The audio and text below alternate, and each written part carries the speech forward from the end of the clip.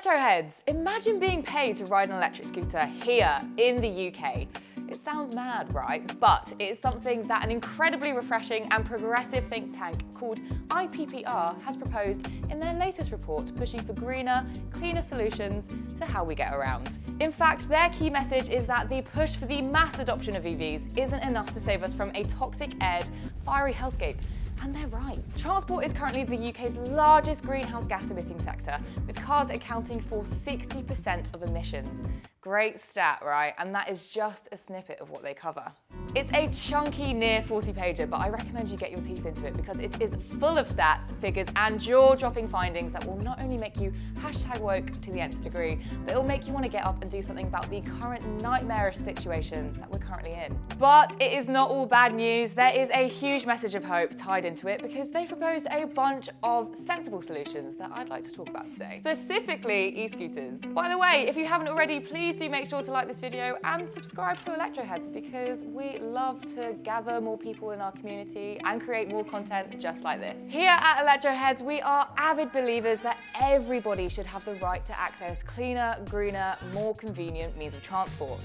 Cars are expensive, scooters and other light electric vehicles, not as much. As we edge ever closer to the mass adoption of EVs, we risk leaving behind a substantial percentage of those who don't have the savings to throw down a wad of cash on an electric car. So, IPPR has a pretty obvious and not at all surprising solution. They have quite a few in fact, but I've only got so much time. Got somewhere better to be. Interest-free loans. Scotland's already got this down for e-bikes, offering up to £6,000 per household because Scotland is great and we need to follow suit. IPPR proposes a help to move incentive, providing grants and loans for cycles, e-scooters, yes, e-scooters, the report says it in writing, and that would make a huge impact. Oh my God, okay, it's happening. First, we need to legislate scooters, obviously, but it shows that collectives like IPPR envision a better future where electric scooters have a part to play. And better yet, IPPR wants to introduce, for those with petrol or diesel oil bangers, a scrappage scheme,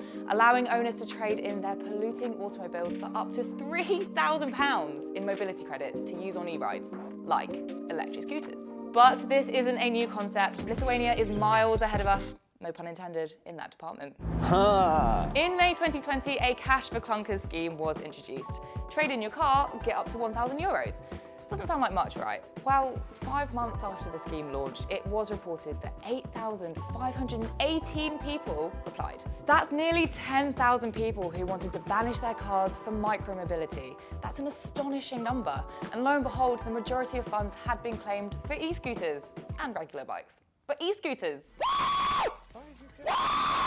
It may seem obvious, but huge road hogging, traffic jamming, privately owned cars are not the solution to ferrying around the ever-growing population. The UK government has made a monumental decision banning the production of new petrol and diesel cars from 2030, which we are all for, but it only plays a small role. We need to shift away from the mindset that the car is the #1 choice for getting around. Did you know that the average occupancy of a car these days is 1.2 people?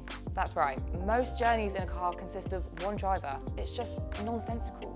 We don't need to take up a whole road's worth of space where there's just one piddly person in the driver's seat. Electric vehicles are only a part of the answer. In reality, we need fewer car trips overall. The UK government forecasts up to a 51% increase in traffic in England and Wales by 2050, predicting the total cars on the road to reach over 40 million. But our roads aren't expanding and there's only so much space for parking. Where are they all going to go? We've reached full capacity. According to UCL experts behind a new modelling report looking at urban car use, globally, the number of cars produced is increasing faster than the population. 80 million cars were produced in 2019, while the population increased by 78 million. That's more cars being made than there are people being born. And if we carry on with this trajectory, our cities are going to become a lot more jam-packed, full of road rages and massively polluted. None of this is sustainable. So what do we do now? Well, we need to shift our priorities away from cars and towards local living, people and nature. Again, sounds pretty sensible, right? And that comes with better infrastructure, more cycle lanes, car-free zones and planting a few more trees. And now, look at the anarchy. Pedestrians just walking randomly around the street. Chaos. As the old saying goes, if you build it, they will come, but not too far. on bikes and scooters? It's a classic, you know the one. Not a bloody clue. How do we do that? Well, everyday needs like shops must be accessible within a 20-minute walk, cycle, or bus ride. Think about it for a second. Bring services to the people to create self-sufficient communities that reduces pollution, stress, and the need to travel. Melbourne and Paris have led by example with the popularised 20-minute neighbourhood and 15-minute city, and it makes so much sense. It's less about the actual distance and more about what that local connectivity brings, healthier communities and stronger local economies.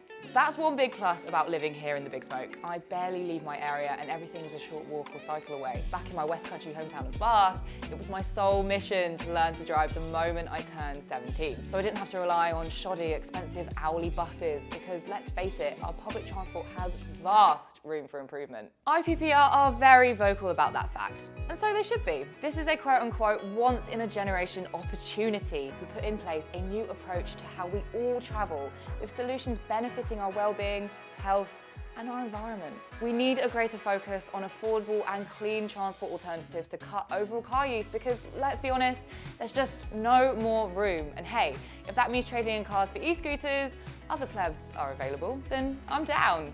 What do you lot think at home about some of the proposed plans from IPPR? You all for it? Have you got any big ideas to make the UK a better, cleaner country? Drop a comment down below. Thank you so much for watching. Make sure to like this video, subscribe to the channel if you haven't already, and I will see you soon.